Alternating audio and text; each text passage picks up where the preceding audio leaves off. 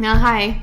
Hello. Welcome to Talk Comics to Me. I'm Champ Champenstein. I'm Heather Hadfield. And we're coming at you on this lovely Thursday evening, and we're here to talk about comic books. Yeah, it's the 16th, and here we are. Yeah, we've made it this far. Another year, another week, another new comic book day. Our 3-year anniversary of doing this is in a month. Which is weird. Wild to think about. Yeah, that's strange. 3 years. Yeah, we've gotten better. Yeah. And maybe worse, who knows? A little bit of both. I would say, yeah, here and there, you know. Yeah. And if you've enjoyed us, let us know. If you don't talk to us at all, which most of you don't, so yeah, whatever. It's fine. It's no loss on our part. Anyway, let's do this. Yes. You got it. Okay. Take it away. I have The Mighty Valkyries. This is issue number 5. This is the last one in this cute little series. I'm going to show you this variant here because it's so good. Look at that. Oh, look at that. It's fantastic. Okay. So basically this just ends the series. I'm kidding. There's more to it than that. And I have a feeling it's going to lead into something else like it always does. Like you can't just have it. It says... Yeah, Earth's Mightiest Avengers and Heroes and Avengers 750 on sale in November. But I'm not sure how much of this story is going to make it there. So basically, Hela and Carnella argue over the fact that Carnella was like, I'm going to steal these 3 kids from this woman who has been pregnant, destroy her life, but I want children. And that... As that was happening, Carnella pretty much asked. There was no bribe, there was no payments, there was anything. She just asked Loki out of the goodness of his heart to get a piece of Jane Foster's hair so that he could weave it into the baby's fate so that they would be taken care of, they would be protected. And you find out within that he also weaved a piece of his own hair because he wants to take care of babies. It's very cute. I made it sound really weird and gross, but it was actually very good. You know how much I love Jason Aaron writing anything in the Thor universe. So this was a treat for me. The art is just absolutely incredible, of course. The story was really good, and I wish that there was a little bit more, but this will probably be it for me because I hopped off the Avengers and I don't want to hop back on. I mean, especially if it's not really worth it. Right. And maybe they're just literally, putting an ad at the end of the book. Right, and they could be. If I do find out that that particular story arc has something to do with this, I might add it for the arc, but I had to take Avengers off because it was just getting to be too much, because Loki wasn't in it, so that's all. All right, we're starting with endings. It's kind of funny. Yeah, we're doing it. I have Rorschach. This is issue number 12. I finished. I can't wait to hear you talk about this. I did it all. I don't want to spoil anything. I mean, I will say I did not enjoy this. As a whole? As a whole. Okay. As a whole. Yeah, no, I will never read this book again. That's fair. I will never, ever read this book again. I read another review of it, and it was get your other issues out and kind of flip back through and see all the little hints, and I was absolutely not. Mm-mm. And all the hints are I don't think they're that hidden. I think things are very clear when you're reading it. It is literally just about a detective going down the rabbit hole of of Rorschach. I think you would know Reddit thread. Well, I mean, it's just I think God damn it. Any story like that with a detective who is, going down a rabbit hole of a crazy person, excuse my language, they're going to get pulled in a way, and you kind of know where it's going to go. And I wouldn't say that I was shocked by this ending. Like I said, after the last issue, I was I'm pretty sure I know what's going to happen. I knew that was one thing was going to happen, mm-hmm. And then I was pretty sure that what happened in this issue was going to happen. Overall, craft was cool in certain issues, but I will continue my biggest complaint about it, not needing to be in the Watchmen universe at all. Didn't need it. And when I read the other review, that was something that they had also mentioned that it was just like unnecessary. And for me, I think I was having this conversation with Chris, and I will quickly try to go through this, but especially hearing like Alan Moore be like, "Hey, don't do this. Like, don't make any more like books in the Watchmen universe. I do not want this." And then for like Tom King to be like, "But what if?" Because I put like my King twist on it. I don't know if it's like a pitch he did to DC, which is what I would assume it is. It just kind of seems like a slap in the face. Yeah, that is kind of rude. Like, I certainly wouldn't enjoy that. It's like, I don't know, just kind of shows a little bit of disrespect for, like, Alan Moore and, like, his work. And then I think also just, like, you know, he wrote fucking Frank Miller in here. And it's just, like, I don't know, lots of feelings. Yeah, that's very rude. It's strange. I felt like it was predictable, especially once you got like pretty far, and if you know like detective stories or some like mystery stories or like murder mysteries, it kind of just like leads itself down a hallway that you would see. That's fair. And I mean, you said that from the beginning that you were just like, yeah, and that's like I never felt really close to this book or really like, oh yeah, fuck yeah, I need to know, because it was all just like, yeah, I think I'm pretty sure what like the things that have happened or not happened. Except the craft is really like what did it. The art was really good. There like those few issues that I really enjoyed because the 3 different ways you could read it. Right. Would you say that the art was your favorite thing about it? Yeah. I know you easily enjoyed that. Yeah. Easily my favorite part about it, because I feel like even if I didn't like the book very much, it did capture the tone. Like the art very much captured the tone. The art really reminds me of that movie Henry, Portrait of a Serial Killer, for some reason. Like when I look at the art, that's the movie I think of. Like I could see that. Young Michael Rooker. I don't know. I just love name dropping. Yeah, that's all I really have to say about that book now. Okay. I'll just end it there. I don't want to read it. Yeah, no, I don't want you to read it. I didn't want to read it. I'll tell you what happens. I'll explain the whole thing to you, but I feel like you have a pretty good idea too. Yeah. Anyway, now on. I have Superman and the Authority. This is issue number 3. It ends next issue. Yeah, there's lots of hot people in this particular issue. May I take a look? Yeah. Thank you. I'm pretty sure I have a good idea of what's going on now. But Superman's getting Tom Cruise. Superman is getting the team together, and they're just doing their thing, trying to help Superman out, even though they're not sure like what's going on. This art is so good. I do believe there's a League of Gentlemen reference in there, but I'm not 100% sure, so I don't want to say it is, but the amount of times I've watched that very problematic show, I thought it was. Yeah, that's all I have to say. Good art. We have been interesting stories with spandex. I'll tell you what. I tend to disagree about that story. Who writes that one? I forgot. Grant Morrison. Okay. Okay. That's what I thought. Which is basically, I mean, them and Michael Janin are the reason I picked it up. Yeah. So. It's very good. Do you think I would enjoy it? Because I've been trying to branch out more into I feel like DC stuff. let me read the next issue and see how it ends, because I think the problem that you would have, which is the same problem I'm having, is that I don't really know enough about Superman or any of these characters short of like Enchantress.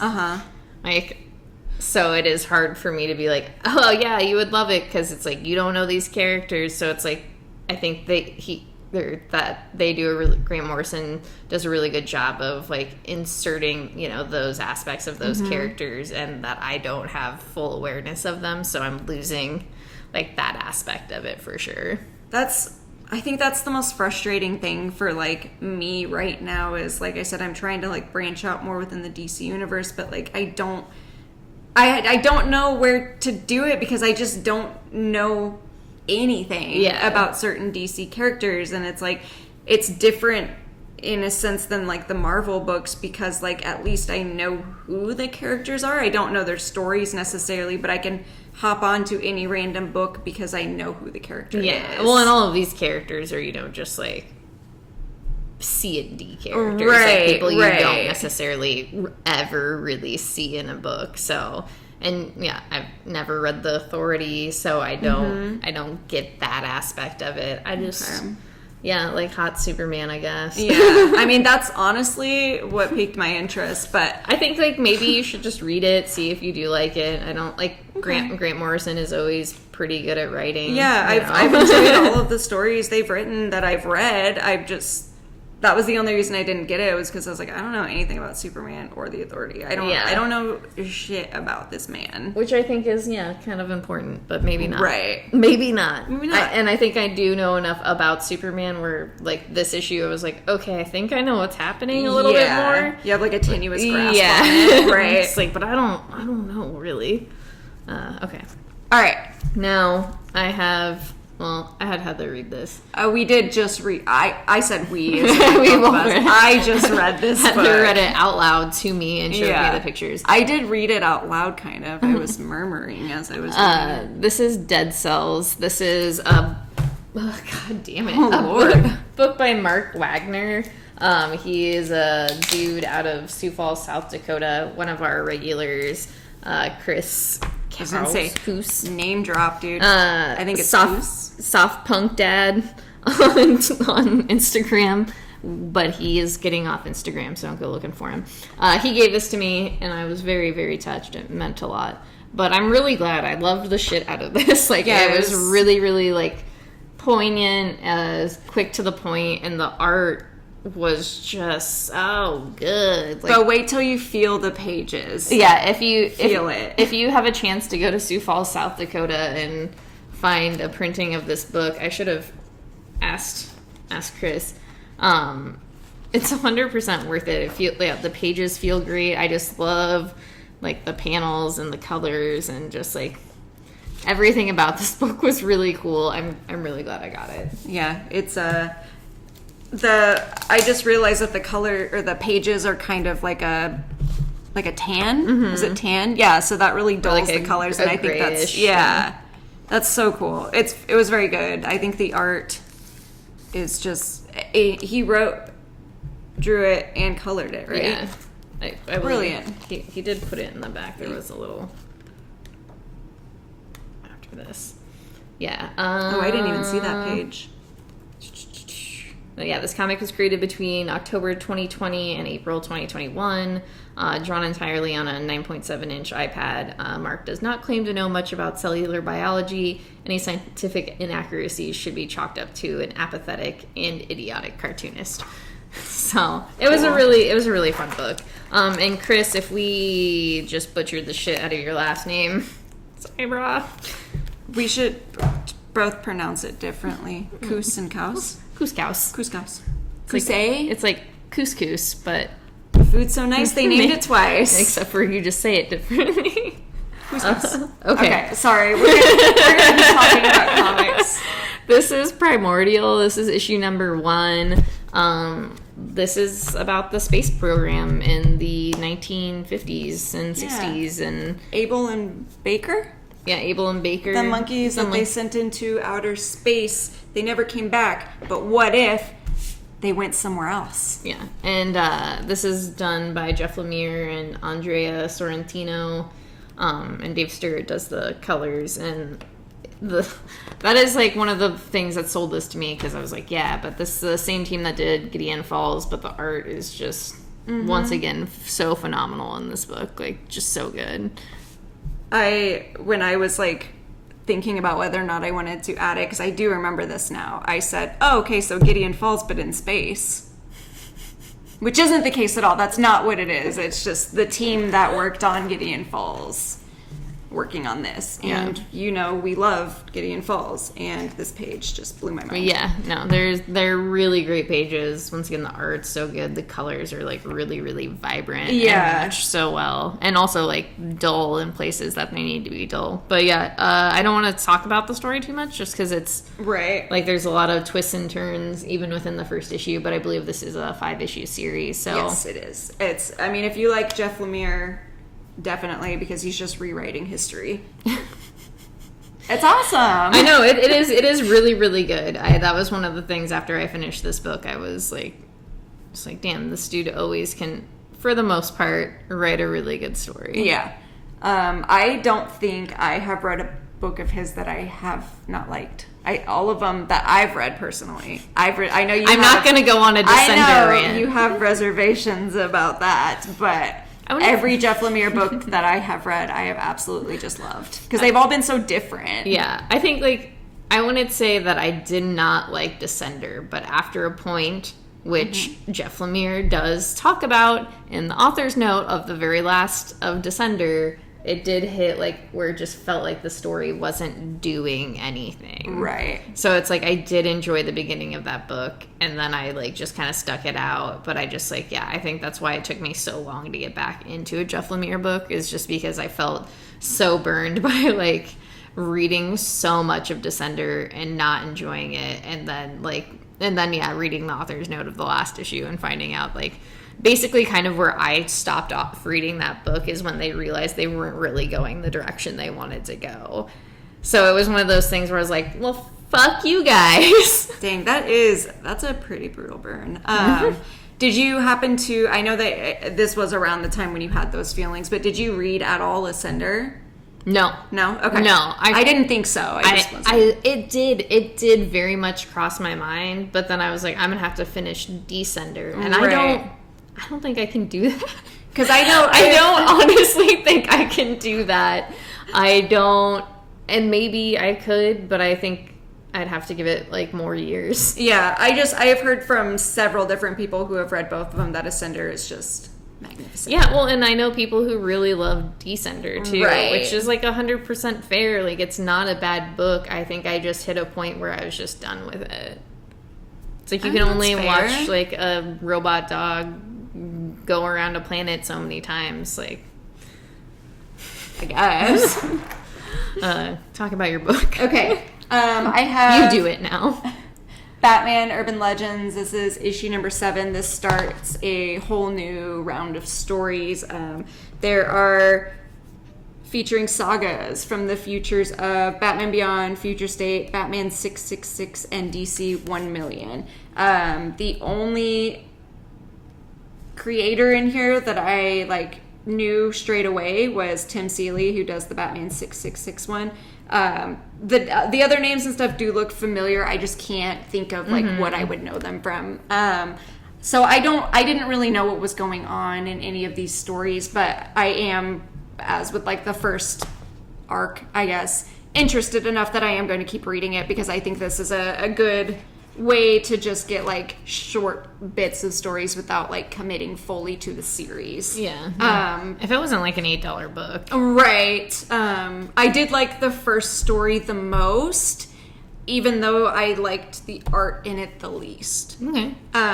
It's just, I don't know, Batman going around trying to get revenge on someone who killed Bruce Wayne. So it's just, I really like it.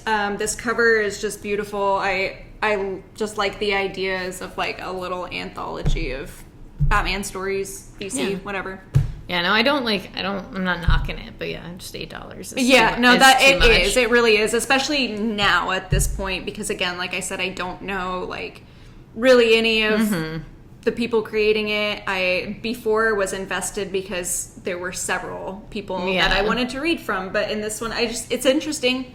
And I do like Tim Seeley. I've liked all of the books that I've read by him, so I'm gonna stick it out. I'm gonna do it for as long as possible. $8, baby. I mean, it's like there's a lot of story in there. Yeah, it does make sense, but I hate that price point. It's a big one. This is Save Yourself. This is issue number 4. This is actually also the last issue of this series. Yeah, it was just a really small. Oh my gosh, I thought it was 5 at least. No, so it's all wrapped up. It was just really cute. It was just a really cute story about saving the planet, like, and things just not kind of seeming what they are, and big ladies. Big ladies. Yeah. Yeah. Very good. I love that. All the things I really enjoy in life. Did you like it? Like, was it? Yeah, no, I did like it. It's just like, it's one of those things where, once again, it was just like kind of something I read to like, I enjoyed it, but it also kind of let me turn my brain off. Right. I love books like that. Like, I got to like turn my brain off, look at like pretty drawings, and like kind of get something a little gay. The art is so good in it. Yeah. It reminds me of just cartoons that I would enjoy. Yeah, so that's like, I mean, I'll probably end up giving this away to a kid or something, because I feel like it's really like, it's a lot of fun. But yeah, not like strong feelings either way, but I think it's, a really enjoyable little fun time. A nice little time. Yeah. Okay. Relaxing. Yeah, exactly. I didn't have to think too hard about like what the fuck was happening. Perfect. And with that segue, this is Ma. This is issue number 1. This is a little 5-issue horror story. We both read this. I didn't add it to my poll, so I just read Champs. Yeah, and I love this, actually. I like this much more than I anticipated liking it. I like the art a lot. Yeah, a lot. That is one thing that I did really, really enjoy. I think I interpreted it differently than Champ, because I am going to go back and read it, but I did not have those feelings when I read it. I again was just thinking of the other book that I had mentioned, and that's kind of where my brain was. So I will go back and read it again, because it doesn't seem right that you would enjoy that book so much when I had the opposite feelings. Yeah. You know what I mean? Like, I don't know. It just didn't, it felt wrong, because I'm usually the one that has those feelings when you don't like something. So it's, it made me feel like I had just read it wrong. And I mean, that's, I think maybe like, with the lens you're looking at it, and I could be totally looking at it wrong too. I don't know. Like, that's why totally I want to read possible. it again. But yeah, I love the art and the colors quite a bit. I guess I will, what I think is going on, or like what I think is kind of happening in this book, what is happening, one, is a couple of sisters are going to basically a feminist getaway out in the middle of like a beach in I would assume California. I'm just like naming off like places near the ocean without any like rhyme or reason. A healing retreat. Yeah, a healing retreat. And one of the sisters is not really into this idea, and stuff kind of goes awry for them. And you learn a little bit of like their backstory and what they've gone through, which is something a lot of other women have gone through. So I guess a trigger warning about rape in here. There is, a lot of CWs. Yeah, because it is it is heavy, especially just like, knowing that this isn't like a one-off within a comic book. But I think for me, the way I interpreted it was just kind of like the underlying evils of like, I guess, white feminism. But once again, I could have totally read that wrong. See, and my mind just immediately just went to, without thinking of the effects of it, it was just, oh, this is a white feminist book. But I didn't know about the creator. I didn't take any of that into consideration, and that's probably why I thought that way versus how you thought about it. Well, and I think the reason also I think about it like that is because it is a horror book. Right. So it's just like, nothing within horror, and I think especially within this book, is going to like be as it seems. And I didn't read it as a horror book. And I think that was the problem. I read it as like a drama. Yeah. So I can definitely. I'm gonna go back and like reread it, but with the horror lens, and see if that makes a difference. Because I would be really interested to see what you say after you read it. Here, I'll just give you my issue. You can. Okay, and we'll swap. I'll give you this one once we're done. Yeah, I liked it. I thought it was interesting. I mean, obviously, we'll see. I ended up adding it to my pull file, so. You liked it that much? I mean, I added it after I kind of had the first issue like problem, so I was like, fuck it, I'll just add all of it.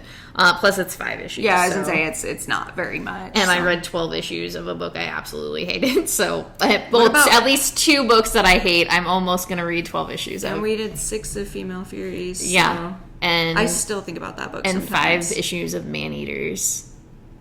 I think we made it to 5. 4. Okay, we did 4. Yep, because I actually was going to give those books to you to take to the flea market if you wanted, because I still have them. Yeah, because I know there were people who enjoyed them. I think just I sold for me. I think I sold. No, that was not the book. Anyway, I'm done talking about books I don't like. Yeah, we're not here for that. We're telling you about books we do like, or just kind of like, just books. Okay, so I have Kang the Conqueror. This is issue number 2. I didn't get a chance to read this one, but this is just the origin of how Kang came to be. I know that this one has Ravonna. I can never remember how to pronounce her name because I'm terrible at name pronunciation. But this introduces her as the character, so I am interested to see what's gonna happen. So I'll hand that to you, so you can get caught up on that as well. Okay, so now I have Homesick Pilots. This is issue number 9. Dang, that's really going. Yeah, I would say we're getting deep in, so I don't have a lot to say besides my usual. I love the art.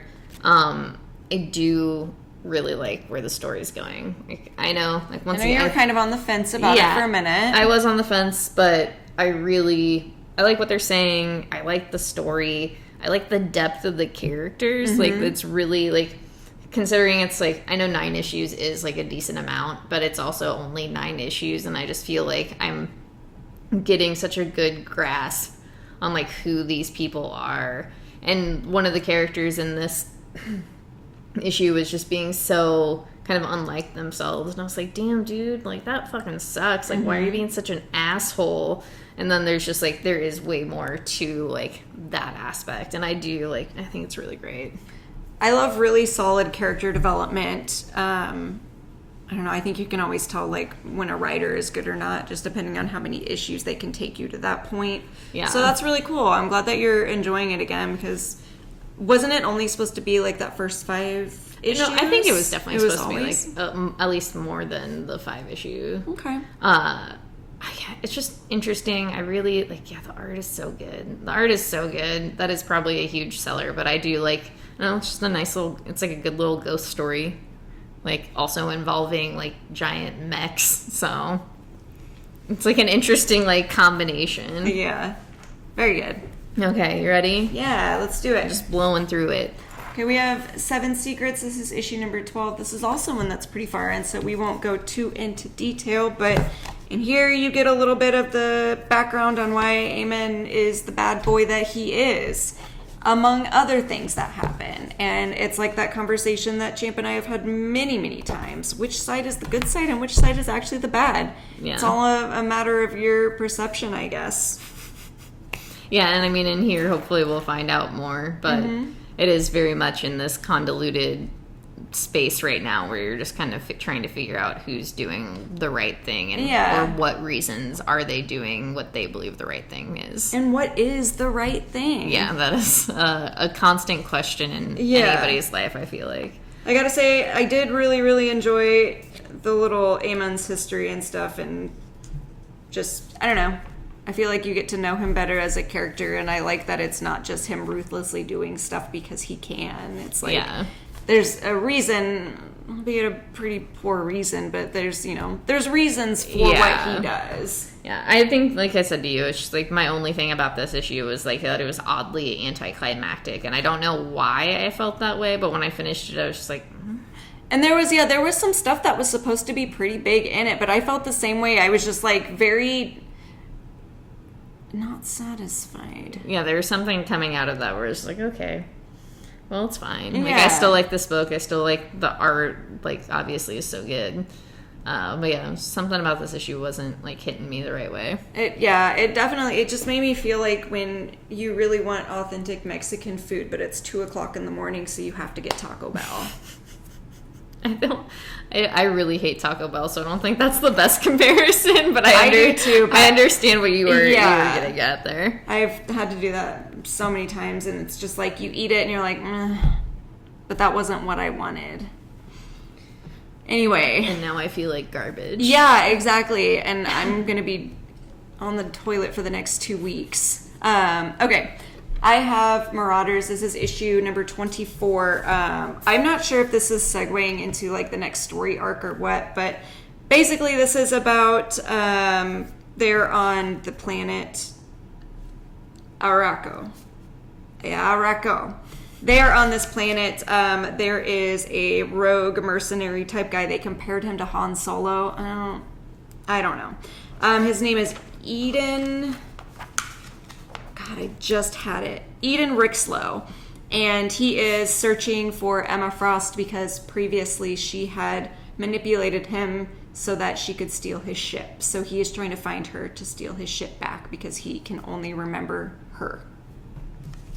that's really it. And Sebastian and Kate and Emma kind of work together, team up.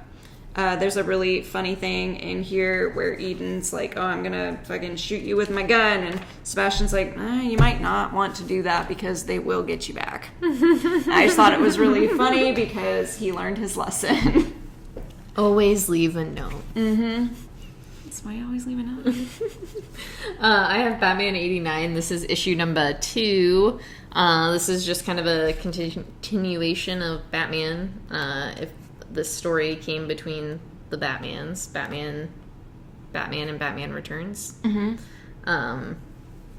And it's good. I mean, I like the story. This issue, you find out how Harvey Dent becomes Two-Face. I love when we get that origin. I like the art. There are aspects of it I don't like, and I think it might be like a coloring thing that like kind of throws things off. Like there's parts where it looks like too shiny almost. Yeah, I can see that. Also, Michael Keaton looks like weird as hell. Show me. I'm trying. there are cool like things I do like about it, like the art especially, but it is. Isn't my man upside down? Probably. Oh yeah, he looks like a tomato. Probably my biggest complaint is just like, do you know what Michael Keaton looks like? Did Michael Keaton not give away his likeness for this book? In my head, that's what I'm seeing. Because everybody else looks, like the way they should. Yeah, and it kind of looks like different versions of him on like every page. Like every time you see him, it's like skewed a little bit. Yeah, it's interesting. It's a weird thing. It doesn't take me out of the book enough to like dislike it, but I think the story is interesting, and it is like, all of us nerds like have always really wanted this like Harvey Dent story that we were never given. So it is kind of like nice to have that. Yeah. You know how much I love Steven Sajik. I still don't know if I'm pronouncing his first name right, but that Harleen series that he did, he did a Harvey Dent like kind of origin in it, and I thought it was really, really, really cool, and I would love to read that one just to see, because I do love origin stories, but I've always wanted a Harvey Dent one, like a good Harvey Dent one. That's this is done well. This is also, like I said, this is very much tied into the Batman. Yeah. So. No, I know that.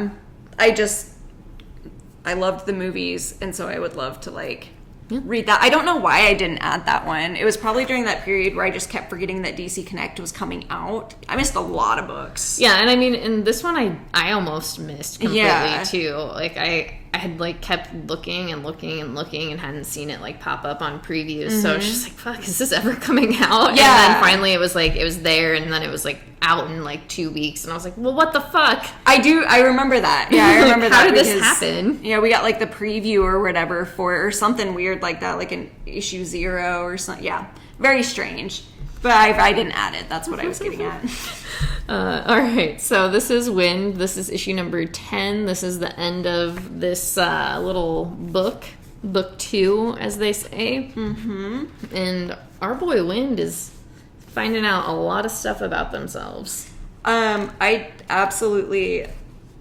It's like we always say with this book. This book is so good, and there's so much heart in it. Mm-hmm. And it's surprisingly deep for something that is targeted for, I wouldn't say younger audience. Yeah. It is for younger audiences, but it's still, there's a lot of character in this book. A lot of adult situations that these younger kids are being put into, and the way that they handle it all the time is so mature. I mean, would you call it a coming of age story? Yes, I unfortunately would.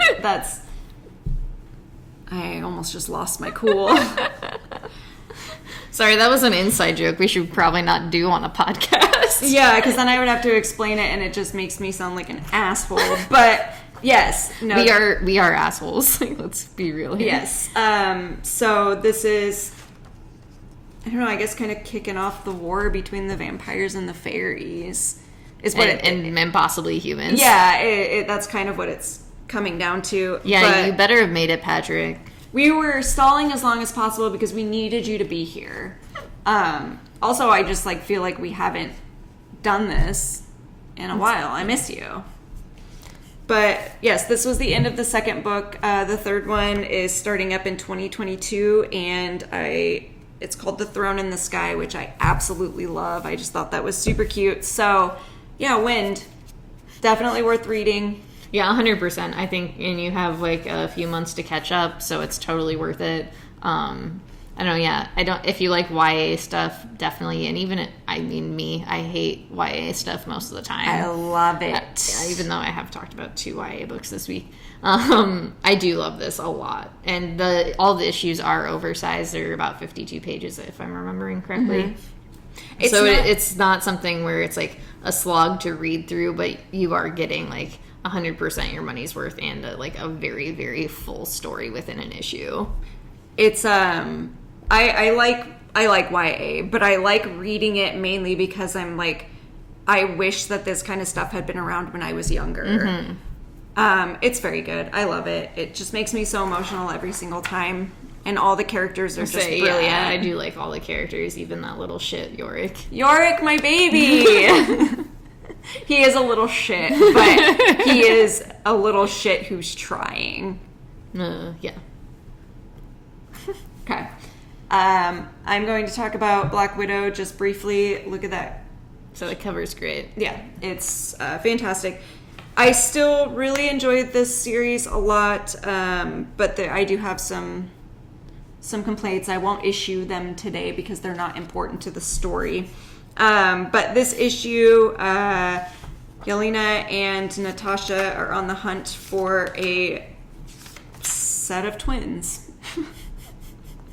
who have information about Apogee that they are trying to figure out because they don't know what his next step is, if they're one step ahead or behind. But yeah, that's basically it. And Lucy, I remembered her name, is still trying to figure out her powers and what that is doing to her and how it is going to affect her. But that's pretty much it. It's just 4 ladies kicking ass and taking names. That's good. Yeah. It's not a bad story. It's a pretty decent story. Okay, on that note, I'll talk about House of the Lost Horizons, a Sarah Jewell mystery. This is the last issue. Dang, that's a lot of last issues. Yeah, I finished up a lot of books this week. I liked it. I liked the way it ended. I thought it was a really good mystery. I obviously really didn't know what was going to happen until probably this issue when it was explaining everything. I was like, I really liked that. And also because there was a whole aspect of supernatural shit going on. Okay. But Who was it? What? I'm not gonna. We said it was Clue. I know. I'm not gonna tell you who it was. When not the camera's not on the podcast. When the camera's off. Just in case these people want to read it. Right. But yeah, I think they did a really good job in each issue where they focused on a different person within the house, kind of throwing you something where you're not expecting who it is and why this is happening at all. Okay. So yeah, I liked it a lot. I had a lot of fun. Was it 5? It was 5, yeah. Okay. And it was one of those things where I never hated reading it or just not enjoyed myself. I liked the art a lot. I liked the story. And I don't have I wasn't yes, it was so good, but it was interesting and I had fun. It was just a nice little brainless story. Yeah. Something, again, that you could just kind of chill out to. Yeah, just read and have fun with, yeah. Okay, good. I'm glad you enjoyed it. I do love reading books that I can kind of turn my brain off with. Those are my favorite kind. And this is not one of them. Definitely not. This is Eternals, Thanos Rises. I had a lot of fun. I didn't know what was happening until halfway through maybe. I was what the? Yeah, no, that's how I felt too. It's, I guess, a Thanos origin? Yeah. In a sense? Kinda. Through Thanos' parents. How he came to be. A story of the birds and bees and Thanos. I mean, that is actually basically it. Yeah. That is really it. I did really, really enjoy this because mainly for the art, it just really put me back in the late 80s, early 90s. Mm-hmm. I thought that was a very... is one of my favorites. I just love this because he's doing this.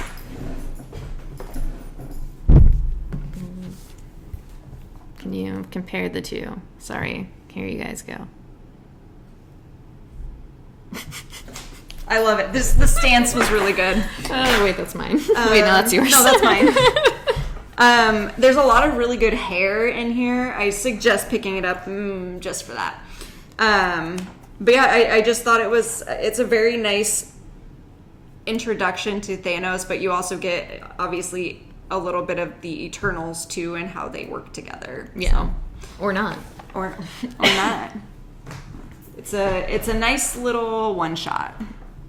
Yeah, it is a good little one-shot. And it's only $3.99, which blew my mind because usually one-shots are $4.99. I was also, when I saw that, I was like, oh, shit.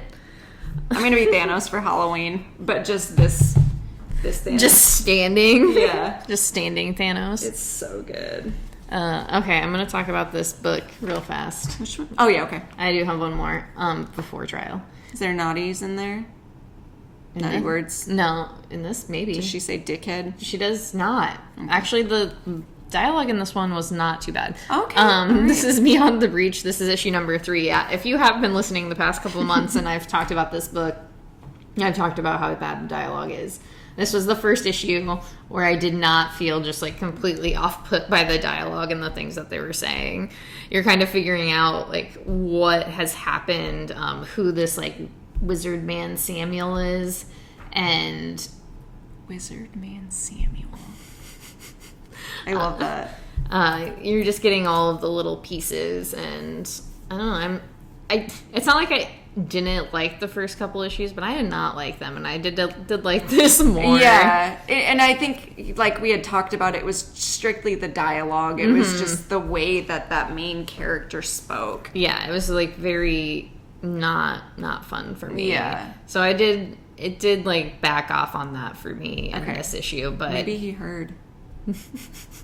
I think he's like, editors, I know this book might already be like being printed, but what if? Okay. So yeah, it's good. I actually would probably wait longer before I told anyone to like actually pick it up. So just gonna say that. How many issues is it going to be? 5? I think it's going to be 5. Okay. 5 or 6. Okay. Maybe it's more, but it feels like it could be easily pretty short. Okay. Well, that's good. Because I know those types of stories anyway, like the longer you make them last, like the less interesting they are.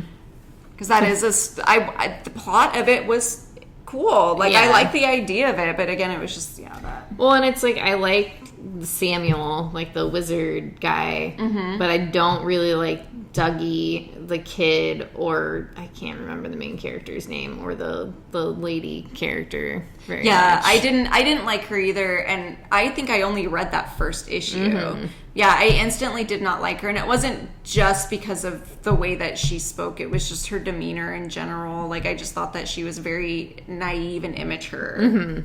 Yeah. So yeah, I will let you know as I continue on if I feel like you should pick it up. Okay. And now, last but not least, we've got Trial of Magneto. This is issue number 2. This is the mutants trying to keep the Avengers from knowing exactly what happens on Krakoa while still trying to allow them information about what happened to Wanda. Yeah, basically. Shit gets out of control like always because Magneto can't fucking put a cap on it. I think all of them are being very overly dramatic, honestly. It's a whole thing. But obviously things are not necessarily what they seem. And there's way more to the story. Yeah, I'm excited to see it like fully like come out and what happens. But yeah, that's all I gotta say about that, because it is a little bit of a mystery. So yeah, because I truly don't want to spoil anything, because this story is really fun. I don't know if fun is the right word, but interesting. Yeah, like it has like, you'll definitely gonna get those like twists and turns within it. I can't wait for the trial. That's all I got. You got anything good? That's all I got. Okay, well, we're done. I'm just trying to think if I had read anything else like off the wall, and I don't think I did, because I think Ma was the only other thing that I read. Yeah.